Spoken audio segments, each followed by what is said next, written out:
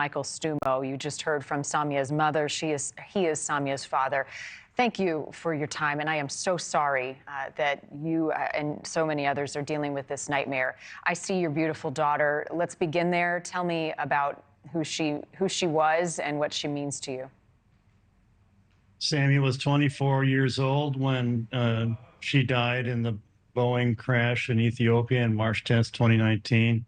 She was just starting her first job in East Africa. She was brilliant. She was, charismatic. She was very committed to us as family. She had learned to read when she was 3 to 4 years old. She raised pigs when she was 7. She learned to drive a tractor when she was 8, and she went to early college at 14, and she graduated from a global health master's program in Denmark, getting a full ride Danish government scholarship as the most published graduate from that School of Global Health. So she had a very bright future. We miss her dearly. Yeah, she had her whole life ahead of her. You're turning your pain into purpose, and no parent should have to do what you're doing. And it's horrible to think about the fight you have ahead of you. But what is your mission and your message today as you and others meet with the DOJ?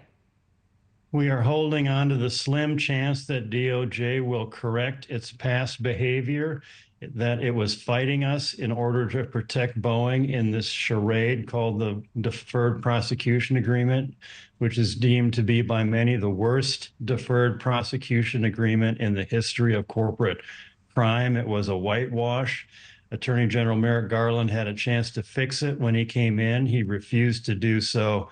They are meeting with us only reluctantly, but our mission is to say Boeing did not comply with that agreement. All the safety functions they said they put in as a condition of that agreement were fake. They were false.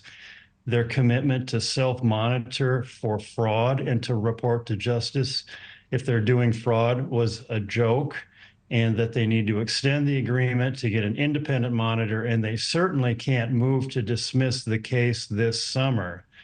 They must go after those who are aiding and abetting the fraud that we're seeing against these whistleblowers, to keep them from talking, et cetera. And David Calhoun and Dennis Muhlenberg were the top bosses for the conspiracy to commit systematic fraud on the public, the flyers, and the FAA. We have seen some Boeing leadership leave their current positions. We'll see how this plays out. What does justice look like for you, Michael? Boeing has a chance to correct the last 25 years of mistakes of financial extraction from the carcass of a great company.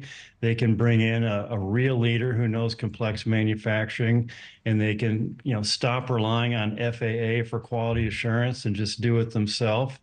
And the top leadership, like Muhlenberg and Calhoun, who covered up, who lied, who blamed the pilots, who misled shareholders, who said everything was safe when their internal documents said it was not, they should go to jail.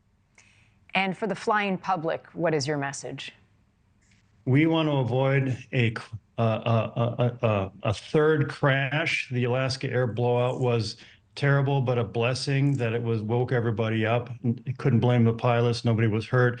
The public needs to avoid the Max aircraft because their production quality and the number of errors and mistakes and in-flight emergencies is excessive. Fly another plane, not a Boeing Max.